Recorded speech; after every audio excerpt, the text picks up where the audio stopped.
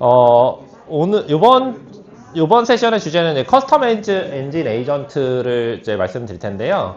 원래는 그 개발 코드 중심으로 원래는 되어 있었는데 사실 이제 코드만 보여주는 건 큰 의미가 없어가지고 그거는 좀 빼내고 저희가 커스텀 엔진 에이전트를 개발할 때 구현할 때 어떤 방식으로 개발이 되며 그리고 어떤 부분을 주의할 거며 어떻게 만들어지는지 그런 부분들을 제가 좀 정리를 했고요. 저희가 이제 제가 제 소개를 잠깐 드리긴 하겠지만 이 프로젝트를 사실 어제 끝나가지고 그거를 바탕으로 커스텀 에이전트를 만든 사례도 좀 말씀을 좀 드리도록 하겠습니다. 일단 저는 그 현재 코팔렛 스튜디오 MVP인 한석희라고 하고요. 저는 이제 2012년도부터 뭐 쉐어포인트에서 오피스 365, 파워 플랫폼, 코팔렛 스튜디오 이렇게 MVP 활동들을 쭉 하고 있고요. 현재는 이제 인사이트 365라는 마이크로소프트 365 혹은 파워 플랫폼 쪽 개발 회사를 하나 운영을 하고 있습니다. 그래서 현재 프로젝트를 그 마이크로소프트 365 개발 사업 프로젝트를 계속 진행을 하고 있고요. 그리고 제가 이제 밑에 카카오톡 오픈 챗방을 운영하고 있는데 질의를 하시면 제가 아는 선에서 최대한 이제 답변을 해드리도록 하고 있습니다. 그래서 참석하셔서 궁금한 게 있으시면 질문해 주시면 제가 답변해드릴 수 있도록 하겠습니다. 네, 이제 시작을 해보도록 볼게요. 일단 이제 첫 번째 문제가 뭐냐면 에이전트를 도대체 왜 개발하냐? 네, 근데 제가 이제 고객사들 가보면 다들 그런 의문들을 가지고 계세요. 근데 이제 대부분의 경우가 어떻게 이어지냐면 위에서 이제 AI라는 꼭지가 안 들어가면 프로젝터 발주가 안 나가지고 뭘 해도 AI를 다 넣어야 된다고 다들 그렇게 말씀하시더라고요. 근데 그거는 뭐냐면 도대체 에이전트가 어떤 면에서 유리한지를 잘 모르고 있다는, 그 다음에 체감이 되지 않은 상태에서 개발을 에이전트가라는 AI가 반드시 들어가야 된다는 요건이 있기 때문에 그렇게 해서 시작을 하게 되는데 저희가 바라볼 때, 저희 개발사 입장에서 바라볼 때는 이렇게 바라보고 있어요. 일단 에이전트를 구현해보면 에이전트가 AI가 뭔가 대단히 똑똑해서 사람처럼 할 수는 없습니다. 아직까지는 사람처럼 할 수 없어요. 특히 그 챗GPT 같은 일반적인 여러분이 사용하시는 LLM의 경험을 알고 계시는 분들이 기업용 에이전트에 접근을 해보면 굉장히 성능이 떨어진다는 것을 많이 느껴요.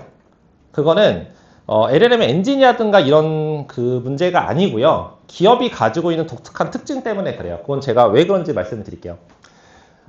그럼에도 불구하고 에이전트를 개발한 이유는 뭐냐면 일단 저희가 어떤 거 했을 때는 업무 자동화를 할 때 일반적인 개발, 코드로 만들고 뭐 하는 여러 가지 그런 개발에 비해서 에이전트로 만드는 것이 사실 좀 더 개발 방법론적으로 좀 쉽습니다.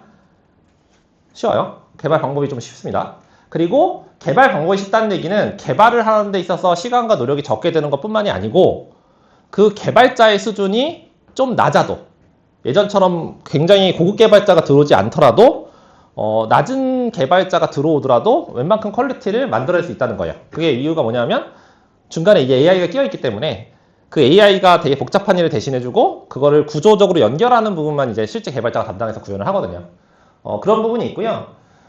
그래서 전통적인 방법보다 이제 좀 더 쉽고 빠르게 이제 개발을 할 수 있습니다. 그리고 두 번째는 사용자 입장에서는 에이전트가 가지고 있는 가장 큰 장점은 변화 관리에 있어요. 무슨 얘기냐면 저희가 예를 들면 어떤 사례가 있었냐면 저희가 이제 법인카드를 처리하는 그 앱 혹은 에이전트를 하나 만들었는데 기존에 그 법인카드 처리하는 앱이 없었던 게 아니에요. 분명 있습니다. 근데 어떤 그 조직에서 어떤 파트들은 그 앱을 안 쓰고 다 어떻게 했냐면 메일로 법인카드 쫙 취합해가지고 일단 담당자를 보내요. 그럼 담당자가 보고 사람이 알아서 약 해가지고 막 타이핑 치고 그 앱을 실행시킨 다음에 자기 본인이 타이핑 치고 막 이렇게 해가지고 하고 있었거든요. 근데 이 에이전트가 들어오면서 뭐가 바뀌었냐면 그 일이 없었어요. 왜 없어졌냐? 그 앱을 잘 모르는 사람도 에이전트한테는 그냥 질문만 하면 돼요. 막 텍스트로 내가 사람한테 시키는 것처럼 파일 던지고 막 해주면 에이전트가 알아서 필요한 거 물어보고 필요한 정보 수집하고 해가지고 쭉 처리를 해줘요. 그러다 보니까 거기서 가장 만족도가 높았던 부분은 뭐냐면 바로 기존의 앱과 시스템이 있다 하더라도 그 시스템을 사용하지 않고 혹은 사용 방법을 배우지 않고 그냥 이 에이전트 쓰세요 안내하고 간단한 소개 여기서 뭐라고 타이핑만 치면 일단 시작은 됩니다 라고 하면 한 번 시작하면 그 다음부터는 에이전트가 알아서 뭐 필요한 정보 수집하고 뭐 해주고 다 해주기 때문에 사용자 교육이 거의 필요가 없어요. 그럼 변화 관리 입장에서 가장 큰 장점이 있어서 도입해서 굉장히 만족도가 높았던 사례가 있고요. 그리고 이제 변화 관리가 일단 최소화하고 그 다음에 개발이 쉽다는 얘기는 모두 쉽게 하면 유지 보수도 쉬워요. 그래서 기존에 저희가 앱을 만들어서 무슨 뭐 법인카드 처리하는 앱을 만들었다 치면 그 앱에다가 뭔가 이슈가 있거나 내부 정책이 바뀌면 코드를 바꾸고 배포하고 이런 굉장히 복잡한 과정들을 거쳐야 되거든요. 근데 얘는 에이전트는 대부분의 프로세스가 프롬프트 기반으로 이루어지기 때문에 프롬프트에 있는 설명만 좀 바꿔주면 그 정책이 반영이 됩니다. 그래서 운영이 좀 더 쉬운 그렇게 되고요. 그래서 이제 지금 인터페이스 사용자 경험상 인터페이스 변화가 지금 밑에 있는 것처럼 예전에 이제 PC용 프로그램 키보드 마우스를 이용하다가 이제 터치를 이용하면서 굉장히 편해졌죠. 지금은 이제 챗봇, 음성과 결합된 챗봇을 이용해서 좀 더 편해지는 그런 성향을 가지고 있고요.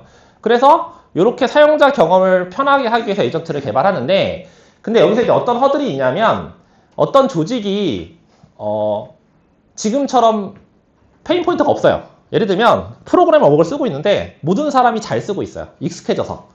프로그램 굉장히 어려운 프로그램인데 모든 사람이 익숙해진 상태예요. 그럼 에이전트는 거의 의미가 없습니다. 왜냐하면 이미 사람이 도구에 익숙해져 있기 때문에. 근데 거기서 신입사원이 들어왔어요. 그렇게 되면 뭘 해야 되냐면 일단 신입사원이 새로운 신입사원 네, 배워야 되잖아요. 그 배우는 사람 입장에서는 새로운 앱을 도입해서 매뉴얼을 내가 열심히 공부하고 절차를 공부해서 배우는 게 아니라 이 에이전트 하나만으로 큰 변화 관리 없이 사용할 수 있다는 겁니다. 대표적인 가장 큰 예 중에 하나가 뭐냐면 모든 회사에서 쓰는 게 전자결제가 있어요. 전자결제가 있는데 전자결제에서 제일 어려운 게 혹시 뭔지 아세요? 신입사원이 들어왔을 때 보통 전결규정이라고 불리는 거죠. 들어가지고 전결규정 문서가 이따만한 문서를 보고 이런 경우에는 누구한테 올리고 이런 경우 누구한테 올리고를 다 내가 공부해야 돼요. 그리고 이미 있는 사람도 그거는 외우지 못해요. 왜냐? 매년 바뀌거든요. 그럼 매년 그 책자를 보고 찾아가지고 해야 됩니다.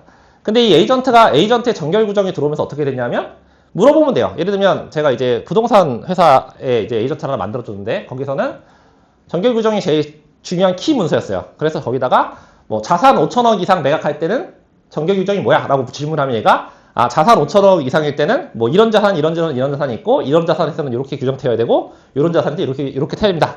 요거를 텍스트 쭉 알려줍니다. 그런 식으로 특정 경우에 즉 변화 관리라는 입장에서 계속 발생하는 그 변화 관리가 발생하는 그런 부분을 최소화한다는 입장에서는 에이전트가 굉장히 유리한 측면이 있고요. 그런 부분이 어필이 돼서 에이전트에 대한 만족도가 높아지는 그런 상황을 저희가 마주칠 수 있었습니다. 그럼 이제 에이전트는 어떤 방식으로 개발하냐면 이건 아까 장표에 나와 있지만 에이전트는 보통 세 가지 방식으로 개발이 돼요. 코드 없이 만드는 거, 그 다음에 코드에 약간의 코드, 로우 코드로 만드는 거, 그 다음에 프로 코드로 만드는 거 이렇게 세 가지가 있는데 일단 노 코드는 이건 배제하고요. 로우 코드와 프로 코드가 있는데 실제로 프로 코드로 만들 수 있는 것이 가장 범위가 넓어요. 넓은데 요즘 기술이 좀 많이 발달해가지고 이 로우 코드 중에 이 코파일럿 스튜디오를 이용하면 거의 프로 코드 수준으로 만들어낼 수 있습니다. 그래서 저희도 프로젝트를 할 때 이 둘 중에 하나 선택을 해요. 코파일럿 스튜디오를 할 건지 프로 코드 할 건지 두 개의 퀄리티 차이는 저희 입장에서는 별로 없다라고 얘기해요. 거기한테는. 왜냐하면 저희는 개발사이지만 저희가 무슨 코어한 개발을 하는 개발사가 아니에요. 그래서 무슨 엔진을 손보다던가 파인튜닝을 한다던가 이런 거 안 합니다. 저희는 할 줄도 모르고요. 그런 게 아니고 회사의 비즈니스 로직을 에이전트로 만드는 과정을 하게 되는데 그 과정에서 있는 모든 기반 기술이나 기능들은 대부분 코파일럿에 들어와 있어요. 다만 이 프로코드로 만드는 것이 기능은 더 먼저 들어옵니다.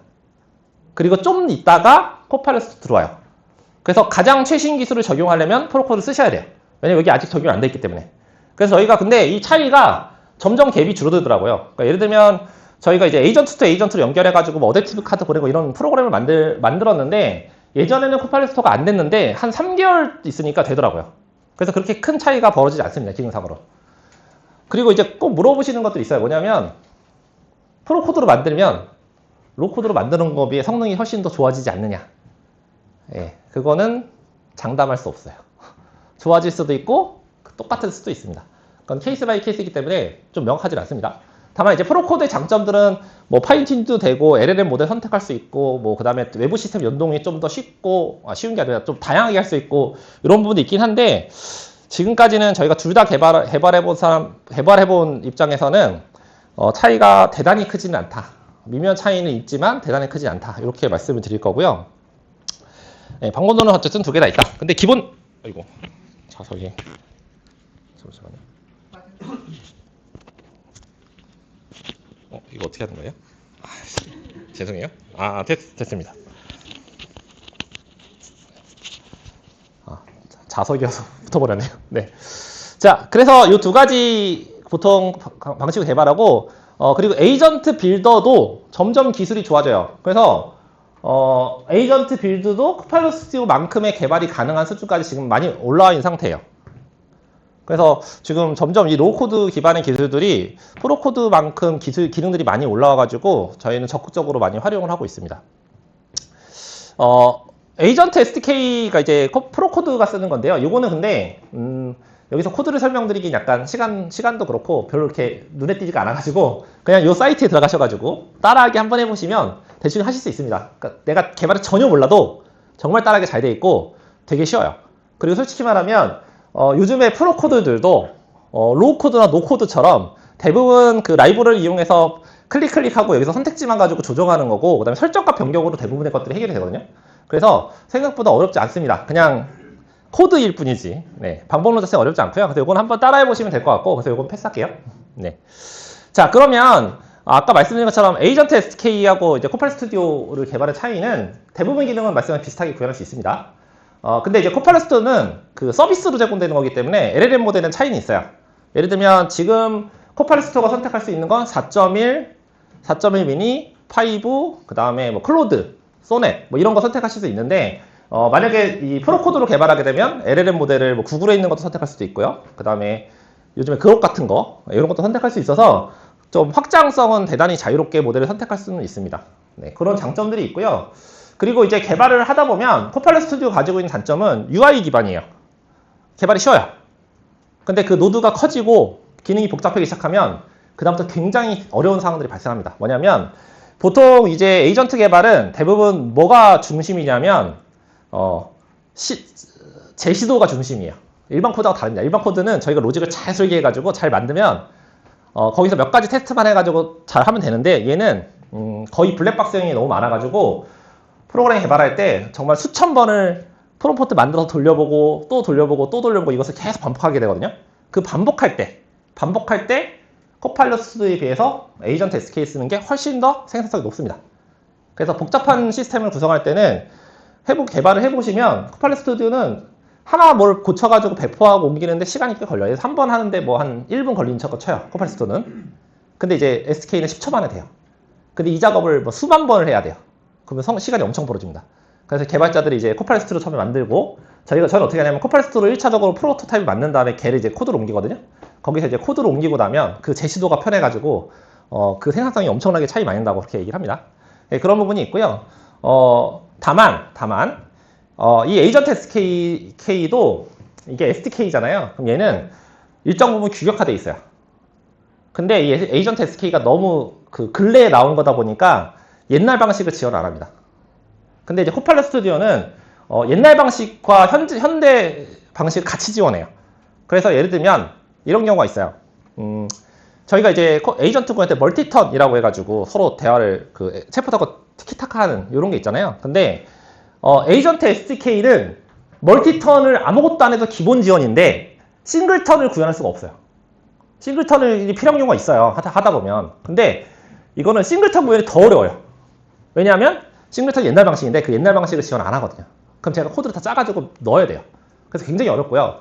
근데 코파일럿 스튜디오는 이제 UI 기반인데 이게 옛날 방식하고 현재 방식이 다 혼합되어 있거든요. 섞여 있어요. 옛날에 키워드 방식과 지금 에이전트 LLM 방식이 섞여 있어가지고 그런 부분들을 구현하기가 되게 대단히 쉽습니다.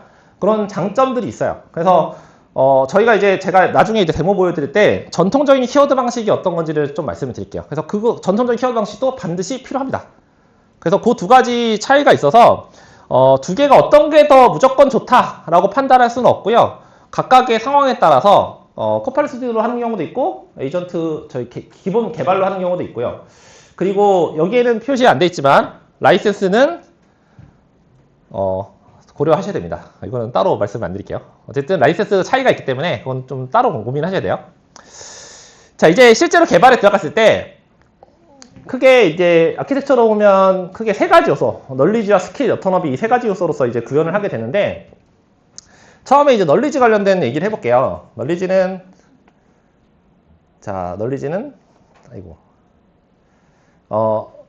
아시겠지만 이제 참조자를 기반으로 답변을 하는 건데, 사람들이 오해하는 게 있어요.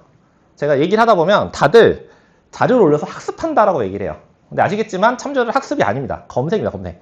그러다 보니까 어떤 문제가 생기냐면, 그 검색 기반이기 때문에 내가 검색한 데이터 외에는 전혀 이해를 못해요. 그러니까 문서의 맥락을 파악하는 건 불가능합니다. 현재 기술에서는.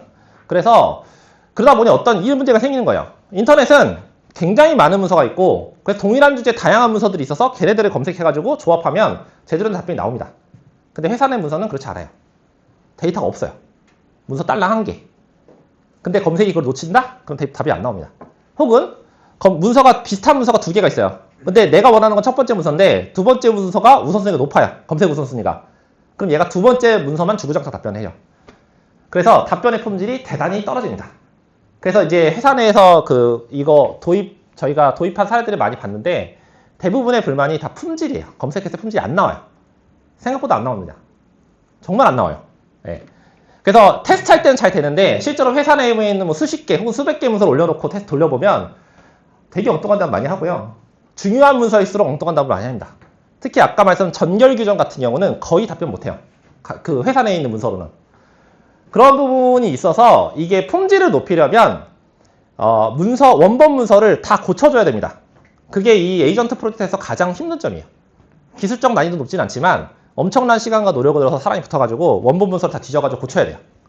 그래서 이 품질을 높이기 위해서 어떤 작업들을 하냐면 저희 같은 경우에는 이런 작업들을 합니다. 뭐냐면 보이시죠? 문서에 대해서 질문을 한 문서에 대해서 수십 개 혹은 수백 개의 문서를 만들고요. 답변을 다 추출해요. 그 다음에 사람이 눈으로 다 검증합니다. 이게 정확한 답변인지 아닌지 다 찾아요. 그래서 엄청난 시간과 노력을 들여야 돼요. 품질을 높이려면. 그 품질의 수준이 사용자가 만족도가 이렇게 해도 사실 만족도가 대단히 높지 않거든요. 기준이 되게 높아요. 사용자 입장에선. 내가 원하는 문서가 여기 사람의 눈에 뻔히 보이는데 왜 얘는 답변 못하냐. 항상 이렇게 얘기 나오거든요. 그러면 그거를 방지하기 위해서 이렇게 사용자가 보면서 다 하나씩 검증합니다. 그리고 프롬프트 바꿔가지고 여기가 질문이 지금 한 수백 개 되거든요. 한 800개 돼요. 이 800개를 프롬프트 바꾼 다음에 800개 다시 검증하고 800개 프롬프트 바꾼 다음에 800개 다시 검증하고 이 작업을 해요. 해야지만 품질을 보증할 수 있어요. 그래서 일반적인 AI 아무것도 원본 문서 건들지 않고 제대로 동작한다라는 건 저는 아직 그런 기술은 몰라요. 저는 모르고요. 저희는 그래서 손으로 사람이 다 문서를 수정합니다. 그래서 이렇게 해가지고 패스 넣어가지고 쭉 만드는 거예요. 여기 보면 엄청나게 많은 질문이 있습니다. 네. 이렇게 작업을 해야 되고요. 자, 근데 그러면 원본 문서를 도대체 어떻게 바꿔야 되냐? 사람이 이해하는 문서와 기계가 이해하는 문서는 달라요. 그래서 구조화가 잘 되어 있는 문서가 필요한데 그 구조화라는 게 어떤 거냐? 자, 제가 이제 요즘에 핫한 나노바나나를 이용해가지고 인포그래프를 만들었습니다. 이거 텍스트로 그냥 친 거 만들어달라고 해서 이렇게 만들어준 거예요. 보시면 대충 글자가 조금씩 뒤틀어져 있는 거 보실 수 있죠. 읽을 수는 있지만 이 정도로 AI 수준이 올라왔습니다. 그래서 세 가지 키워드가 있는데 워드나 엑셀, 파워포인트 보통 세 가지 정도의 문서를 하고요. 워드는 반드시 자동 매기기를 쓰셔야 돼요. 자동 번호 매기기. 알고 계시나요? 많이들 안 쓰시더라고요. 왜냐면 자동 번호 매기기를 쓰면 되게 막 컨트롤하기 힘들잖아요. 그래서 대부분 다 지우시고 그냥 수동으로 다 번호 매기시죠. 근데 그렇게 하면 구조화가 안 되기 때문에 AI가 인식하기가 대단히 어렵습니다. 그래서 워드는 무조건 자동 매기기로 모든 문서가 되어 있어야 돼요. 사람이 눈으로 봤을 때 좋은 문서가 기계가 좋아하는 문서가 아닙니다. 예를 들면 아이고 제가 닫아버렸네요. 자, 국가에서 제공하는 공무원 후생 복지에 관한 이런 문서가 있어요. 자, 보이시면 대단히 뭔가 1총칙부터 목적, 숫자 이렇게 잘 돼 있는 것처럼 보이지만 얘를 기계한테 이해하게 시키면 얘가 어떻게 이해하냐면 여기가 1, 2, 2-1이 아니고 1, 2, 1, 2, 3, 4, 5 이런 식으로 이해해요. 그래서 상하이 구조가 없으면 답변을 잘 못하거든요. 왜냐면 구조가 돼야지 여기서 검색했을 때 이 밑에 있는 것 같이 묶어가지고 얘가 답변을 주는데 그게 안 됩니다. 그래서 구조화가 안 돼 있으면 얘네들의 답변이 되게 이상하게 나와요. 그래서 반드시 저거를 문서를 다 자동 번호 매기기로 다 만들어야 됩니다. 그래서 주로 워드 같은 거 작업할 때 자동 매기 머니로 다 바꿉니다, 저희는. 네, 바꾸고요. 그리고 사실 여기 안에 세부적으로는 아주 자잘한 것도 수정할 것 대단히 많아요. 근데 그 부분은 좀 넘어가도록 하고요. 그냥 큰 구조만 말씀드릴게요. 답변을 잘하게 하려면 일단 구조화가 되어 있어야 한다. 이게 첫 번째고요. 그 다음에 이제 엑셀 같은 경우는 이거는 아실 거예요. 엑셀은 그 데이터베이스처럼 표로 만드셔야 됩니다. 표로 만든다는 의미는 뭐냐면 그 엑셀에 보면 그 상단에 삽입의 표 누르면 이게 표 형태로 바뀌는 게 있거든요. 그 기능으로 더 바꾸셔야 돼요. 그래야만 답변이 나옵니다. 그리고 이 표 안에다가 예를 들면 이렇게 하시면 안 됩니다. WSB 있죠? 이런 식으로 하면 안 돼요. 여기 뭐가 문제일까요, 이건? 이건 표인데 문제가 있어요. 뭐가 문제냐? 이 동그라미. 이런 거 문제가 됩니다. 왜냐하면 이 동그라미 얘기는 요런 개발들은 요때 할 거야 라고 제가 정해놓은 거죠. 근데 얘는 이 동그라미가 뭔지 의미인식을 못해요, AI는. 그래서 어떻게 하냐면 여기다가 다 한글로 써줘야 돼요. 개발 이런 식으로. 그래서 이런 식으로 표로 만든 다음에 개별 셀에 있는 단어들을 다 텍스트로 쳐주셔야 돼요. 그래서 특수기호는 되도록이면 쓰시면 안 됩니다. 특수기호 쓰면 나중에 어떤 문제가 발생하냐면 뭐 물결기호 같은 거는 취소 처리되고 막 그런 것들이 있어요. 그래서 AI가 인식할 때는 텍스트로 반드시 다 변환해줘야 되고 이런 표들도 표로 바꾼 다음에도 다 기본적으로 정확한 텍스트가 있어야 됩니다. 그런 부분이 이제 가장 중요한 이슈라고 할 수 있고요. 자, 그 다음에 파워포인트 같은 경우는 이런 거 많죠. 그래서 이거 제일 이해 못한다고 하는 게 있어요. 파워포인트 올려놓고 여기다 차트를 플로 차트를 막 그려요. 그려놓고 AI한테 물어봐요. 그럼 AI 절대 답변 못합니다. 그럼 어떻게 하면 되냐면 얘는 그냥 통으로 이미지로 저장해서 오히려 이미지로 AI한테 읽으라고 던지는 게 훨씬 더 인식률이 높습니다. 그래서 물론 그런 부분들을 이제 자동화하는 도구들이 있고요. 그거는 자동화 도구를 이용해서 이런 부분을 자동화하긴 해야 되는데 어쨌든 기본적인 컨셉은 이렇고요. 세부적으로는 좀 많은 그 튜닝이 있어야 돼요, 문서에 대해서. 그래서 그런 튜닝들을 하게 되면 정확도가 이제 높아지기 시작하고 그래서 그냥 문서만 올리면 잘 돼요라는 말은 있을 수 없는 얘기입니다. 제 입장에선. 혹시 그런 기술이 있으면 좋을 것 같은데 저는 잘 모르는 기술입니다, 그런 건. 그래서 원본 문서를 많이 수정해야 된다는 사실은 변함이 없고요. 그게 정확도를 높이는 가장 큰 비결이라고 할 수 있어요. 그래서 여기 보시는 것처럼 워드 같은 경우는 목차 작성이 가장 중요하고요. 수동 입력하지 마시고 자동 번호 매기를 쓰셔야 됩니다. 그래서 AI는 제가 막 눌렀네요. AI는 문서의 구조를 이해해야만 얘가 답변을 해줍니다. 자, 그 다음에 엑셀은 표로 만들고 사용하시는 것이 좋고요. 그래서 데이터 자체를 AI가 이해할수록 해줘야 되고요. 그리고 엑셀 같은 경우는 나중에 하시다 보면 엑셀 데이터는 이제 조금 더 에이전트를 하시게 되면 엑셀을 안 쓰고요. 다 데이터베이스로 넘겨요. 왜냐하면 엑셀에서 조회할 수 있는 어떤 그 데이터 같은 것들은 그 쿼리라든가 이런 식의 명령문을 쓸 수가 없고 엑셀의 문서 자체를 봐야 되는데 우리가 사실 엑셀을 올리는 데이터들은 대부분 DB화된 데이터여가지고 오히려 쿼리 같은 것이 더 정확한 답변을 얻을 수 있는 비결이에요.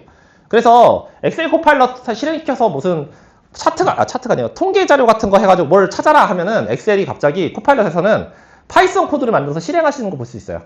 그 이유가 뭐냐면 엑셀의 문서 자체는 이해를 못하고 그걸 DB화해서 DB에 있는 데이터를 추출하는 과정을 하게 되거든요. 그 얘기는 뭐냐면 엑셀을 쓰는 게 아니라 엑셀을 이런 식으로 던지는 게 다른 DB로 만들어서 처리하는 게 훨씬 더 유리하다는 걸 알 수 있습니다. 그래서 표로 만들어서 데이터베이스 형태로 바꾸는 그런 과정을 거치는 게 훨씬 더 좋습니다. 파워포인트는 말씀드렸지만 복잡한 도형 같은 게 있으면 전부 이미지로 바꿔가지고 가지고 계시고 이미지를 검색하는 것이 훨씬 더 정확도가 높습니다. 그래서 개별 개체를 인식하는 것보다 그 그림으로 보는 것이 더 직관적으로 이해한다. 이런 점이 있고요. 그러면 이런 것들을 이렇게 하고요. 그 다음에 처음에 말씀드렸지만 이런 참조 자료에 대한 처리는 대부분 다 뭐라고 말씀드렸냐면 그 arrays, 즉 검색 기반이라고 말씀드렸잖아요. 그래서 때로는 검색하지 않고요. 프롬프트에 직접 데이터를 밀어넣습니다. 문서를. 어떤 문서들은 프롬프트에 그냥 다 박아버려요. 그러면 얘가 검색하지 않고 자기 프롬프트 내에서 문서를 찾기 때문에 정확도가 훨씬 높아지는 경향이 있고요. 그리고 이거를 아까 워드, 파워포인트, 엑셀 같은 경우는 그 자체보다는 텍스트로 변환해서 올리는 게 훨씬 더 정확도 높고, 마이크로소프트에서 마크잇다운이라는 MD 파일 변환 도구를 제공합니다. 이거 쓰시면 그 오피스 문서를 텍스트로 바꿔주는 기능을 사용하실 수 있어요. 그래서 이걸 쓰면 되는데, 다만 쟤는 아주 기본적인 변화만 돼가지고 저거를 좀 많이 쓰시려면 개발을 좀 많이 해야 됩니다. 그래서 이런 방식으로 이제 구현을 하게 되고요. 그래서 참조 자료는 이렇게 구현을 하게 되고, 그 다음에 이제 도구 입장에서 보면요. 저희가 이제 데이터를 처리를 할 때, 네, 이것도 나노바나나의 도움을 이용해서 저는 딱 2줄 썼는데 이렇게 다 만들어줬습니다. 2가지 이제 케이스가 있는데, 데이터베이스를 참조 자료로 써가지고 데이터베이스 내용을 조회하는 거가 있고, 두 번째가 이제 API나 MCP 서버 같은 외부에 있는 인터페이스를 통해서 연동해서 처리하는 경우 2가지 경우가 있고요. 데이터베이스를 활용하는 경우는 가장 쉬운 방법이 뭐냐면, 파워 BI 연동하는 것이 제일 편해요. 왜 편하냐면, 파워 BI 쪽에 데이터를 연동을 시켜가지고 그 데이터에 뭘 할 수 있냐면 저희가 덱스 쿼리를 날릴 수 있어요. 그래서 근데 덱스 쿼리라는 쿼리가 있거든요. 쿼리문이 있거든요. 그 쿼리문을 날릴 수 있는데, 그 쿼리문은 사람이 만드는 게 아니고요. 사용자가 질문이 들어오면 그 질문을 그대로 얘한테 덱스 쿼리를 바꿔달라고 요청해요. AI한테. 그럼 걔가 덱스 쿼리를 싹 바꿔가지고 던집니다. 그럼 결과가 나오겠죠. 그걸 사용자한테 보여주면 돼요. 그런 식으로 구현합니다. 그래서 물론 이제 데이터베이스 써도 되는데, 파워 BI가 데이터 연동이 되게 쉽고, 그 덱스 쿼리가 굉장히 풍부한 통계라든가 이런 거에 대한 경험이 많거든요. 그러다 보니까 이렇게 구현하는 것이 가장 쉬운 방법이에요. 그래서 파워 BI를 저희는 적극적으로 활용해가지고 현재 데이터베이스에 대한 통계, 뭐 예를 들면 그런 거 있잖아요. 테이블이 있는데 뭐 이 중에서 가장 큰 거 가져와. 뭐 2025년의 평균은 얼마야? 뭐 2025 뭐 그런 식의 어떤 데이터들에 대한 처리 이런 것들을 하는데, 그것들은 사실 원본이 엑셀인 경우는 절대 답변을 못하는 것들이에요. 그래서 그런 것들을 이렇게 처리를 합니다. 그 데이터베이스도 마찬가지예요. RDBMS 사용하는 거여도 비슷한 컨셉을 하게 되는데, 얘는 대신 그 덱스 쿼리 같은 걸 쓰는 게 아니라 AI가 근데 SQL 쿼리를 생성해달라고 요청하는 거죠. 그래서 SQL 쿼리 만들어줘 라고 하면 사용자 요청을 받아가지고 그걸 쿼리 만들려고 하면 얘가 쿼리 만들어주고, 그리고 쿼리를 질의해가지고 응답 받아서 처리하는데, 여기서 제일 중요한 건 뭐냐면 그 데이터베이스의 테이블하고 열에 대해 설명을 AI한테 넣어주는 거예요. 그래서 요즘에 프로젝트 하고 있는 게 뭐냐면, 그 내부에 굉장히 많은 데이터 세트가 있을 거예요. 그 데이터 세트에 설명을 다는, 자동이 아니라 수동으로 설명을 다는 그런 프로그램, 메타데이터 관리하는 앱 같은 걸 요즘 만들거든요. 그래서 그걸 만들어가지고 사용자 거기다가 DB에 대한 설명을 다 달아라. 그래서 달아놓으면 나중에 그걸 AI가 다 활용할 수가 있거든요. 그래서 그런 것들도 앱을 만드는 프로젝트를 하고 있습니다.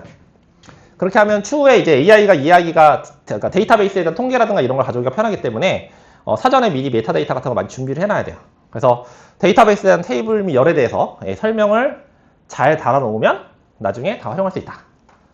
지금은, 예전에는 저 SQL 쿼리문을 만들 때 데이터베이스 엔지니어의 도움이 필요했잖아요. 근데 지금은 저 설명만 잘 달아놓으면 AI가 다 만들어줍니다. 그래서 SQL 쿼리나 뭐 덱스 쿼리 이런 것들은 정말 AI가 너무너무 잘 만들기 때문에 거의 요즘에 개발자들이 SQL을 안 만들어요.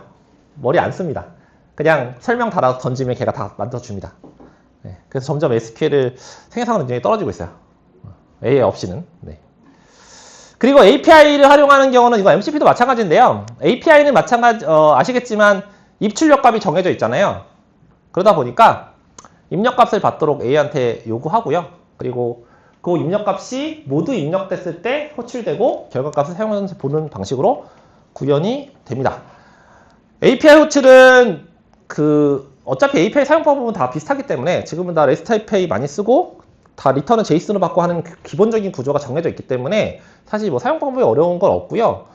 다만 API의 입력값을 사용자한테 어떻게 받을 것인가에 대한 유저 인터페이스, 그 다음에 사용자 시나리오에 대한 고민은 필요해요. 왜냐하면 API의 필수값이 되게 많은데 그 필수 값 중에서 어떤 정보를 어떤 식으로 받을 것인가에 대한 고민이 많이 필요하거든요. 그래서 그런 것만 된다면 기술적으로는 사실 어려운 부분이 없고 API 연동은 사실 가장 개발자로서는 가장 기본적으로 하는 거기 때문에 많이 활용하실 수 있을 거라고 생각이 됩니다. 자, 그리고 지금 뭐 데이터베이스나 API 같은 것들은 기본적인 전제가 뭐냐 하면 사전에 대상 시스템에서 다 준비가 되어 있어야 돼요. 연동할 수 있는. 근데 많은 경우에 대상 시스템이 준비가 안 돼 있어요. 연동할 수 있는.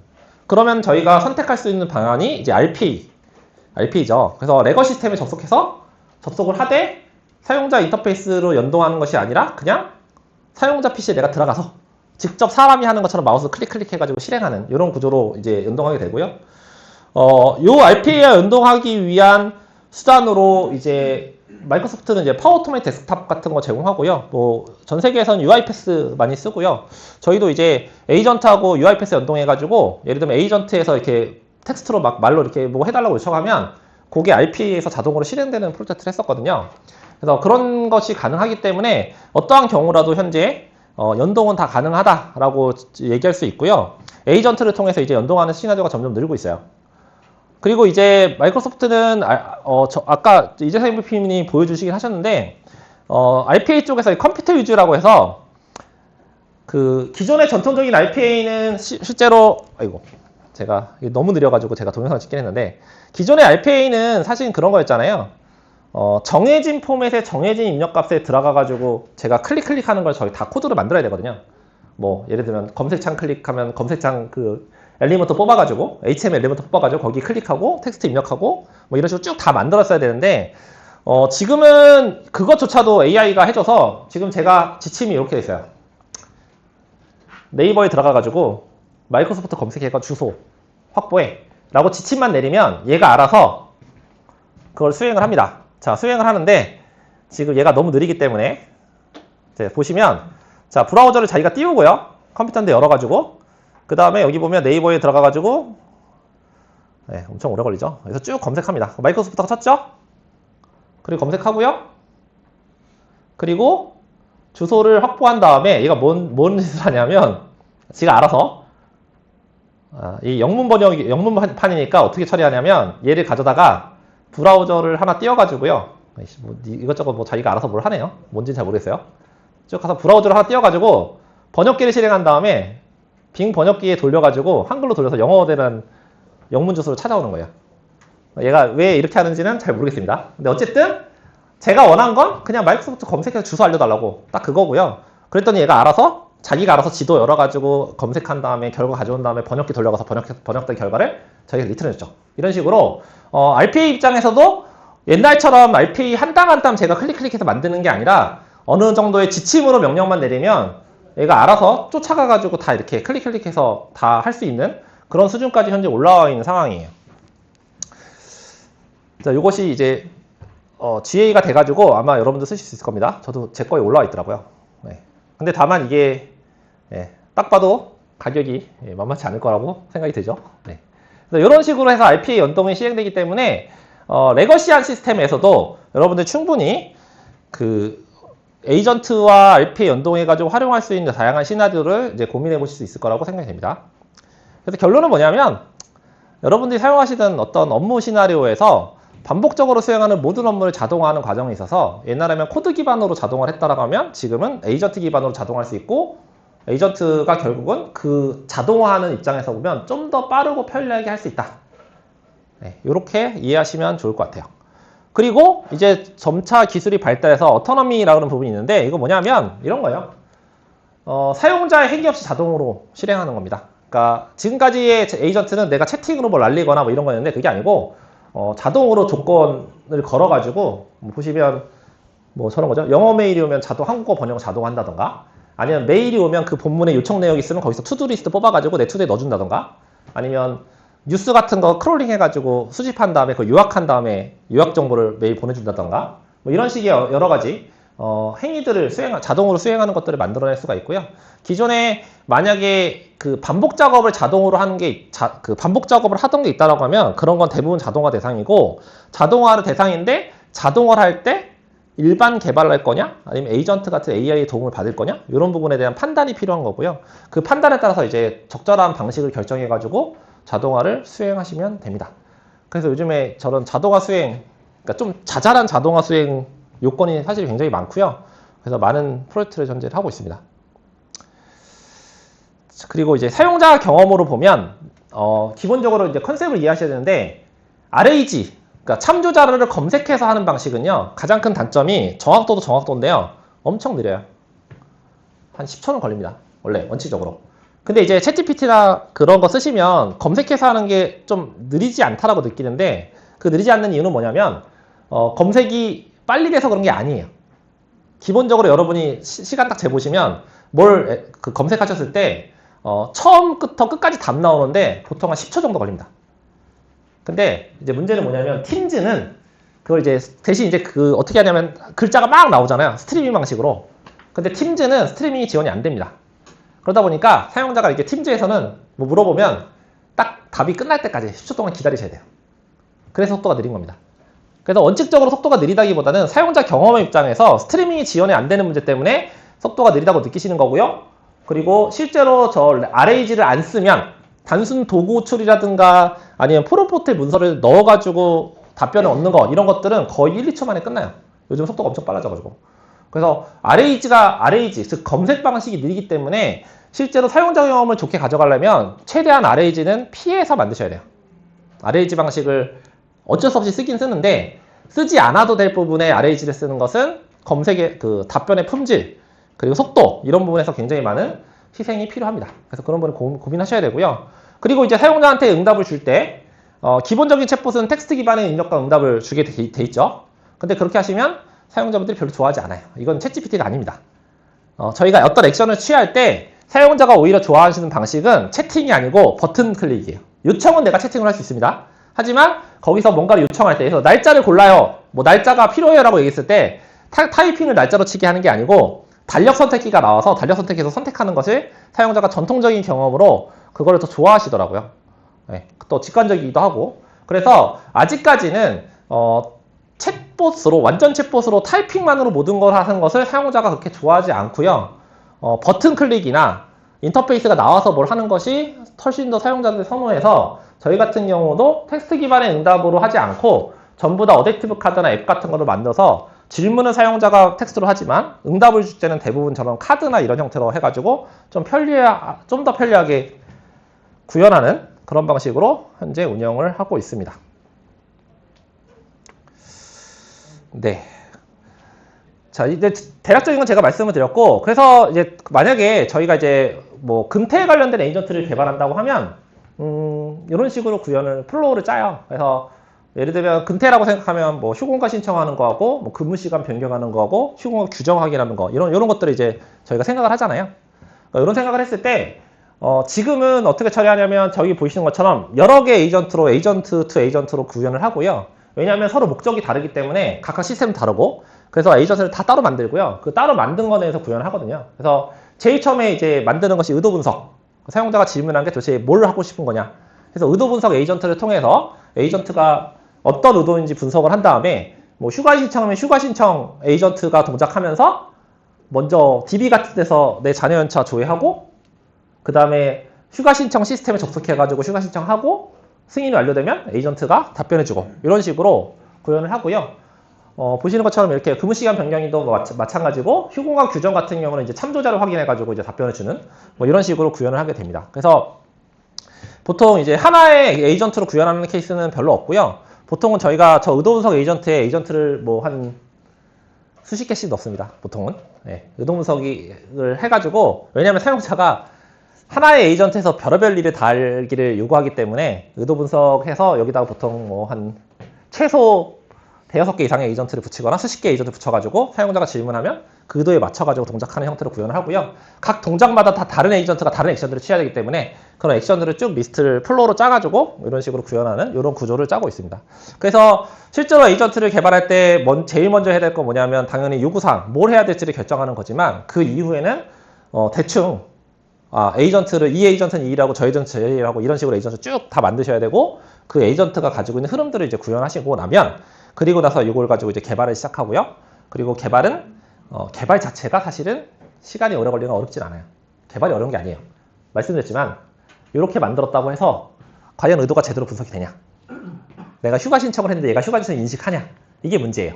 옛날 전통적인 개발에서는 딱 키워드를 집어서 이 단어가 나오면 무조건 휴가 신청이야 라고 딱 정하면 절대 틀리지 않습니다. 물론 사용자의 말을 잘 이해를 못하긴 하겠죠. 근데 AI는 그렇지 않고 대충 말해도 정말 찰떡같이 알아듣기 때문에 알아듣는 대신 본인 스스로가 분류를 잘 못하는 케이스가 많기 때문에 그걸 막기 위한 온갖 프롬프트의 기법들을 활용해가지고 문서 분석을 하고 뭐 휴가 신청 에이전트를 만들고 하는 식으로 구현하고요. 그 과정들이 전부 다 제시도 하는 과정을 수백 번, 수천 번을 제시도해서 만들기 때문에 그런 부분이 사실 제일 어려운 과정이고 힘든 과정이에요. 네. 그래서 제가 에이전트를 만들어 보니까 일반 논리적으로 머리 잘 굴리는 사람보다는 엉덩이 무거운 사람이 더 잘합니다. 앉아가지고 정말 계속 실행해보고 맞춰보고 실행해보고 맞춰보고 이거 고쳐서 실행해보고 이거를 한 2달 넘게 아까 그 800여 개 되는 질문지 있죠. 그거를 진짜 수십 번을 돌렸어요. 그거 상상을 해보세요. 그래서 에이전트 개발은 전통적인 방식 개발론하고 완전히 다르고요. 개발을 잘하는 사람도 성향도 달라요. 그러니까 내가 개발자의 가장 그 성향 중에 그게 뭐가 있냐면 귀찮은 거 되게 싫어합니다. 어떻게 하면 단축키 써서 빠르게 하고 어떻게 하면 효율적으로 일하고 어떻게 하면 시간을 줄일까를 고민하는데 그거하고 에이전트 개발은 잘 안 맞아요. 정말 에이전트 개발을 앉아서 정말 부단히 앉아가지고 실행 확인 이것만 정말 주구장창 해야 되거든요. 그래서 저희가 해보니까 저희 전통적인 개발자는 구조를 싹 짠 다음에 다른 사람 넘겨요. 그러면 그 사람이 되게 엉덩이 무거운 사람이 앉아가지고 하루 종일 이거 실행 테스트만 하고 있는 거죠. 네, 이런 식으로 역할 분담이 자연스럽게 이루어지더라고요. 도저히 못하겠대요, 개발자가. 이거는. 네. 그래서 그런 부분에 차이가 있어서 어쨌든 이거 개발 방법론이 많이 달라지고 있고 저희가 구현을 해보면 말씀드렸지만 이 개발 자체는 어렵지 않아요. 개발 기술적 난이도가 높지 않습니다. 솔직히 말하면. 근데 그런 시행착오에 따른 다양한 경험들이 더 중요한 거고요. 이런 구현들 정말 요즘에 많이들 하시는데 실제로 제가 봤을 때 일반적인 개발사면 에이전트를 못 만드는 개발사는 아무도 없어요. 말씀드린 기술이 너무 잘 돼 있고 모듈화도 잘 돼 있고 개발하라고 하면 개발자 앉아가지고 좀 한 일주일 공부하면 다 합니다. 만듭니다. 근데 이제 문제는 그 퀄리티, 품질을 어떻게 맞출 것이냐. 이게 가장 큰 문제고 그 품질이 이게 무슨 정답이 있는 게 아니다 보니까 그런 부분이 제일 어렵다. 이런 부분을 좀 말씀드릴게요. 자, 그리고 제가 당연히 제가 이제 설명만 드렸는데 도대체 어떻게 구현된 건지 궁금하시죠?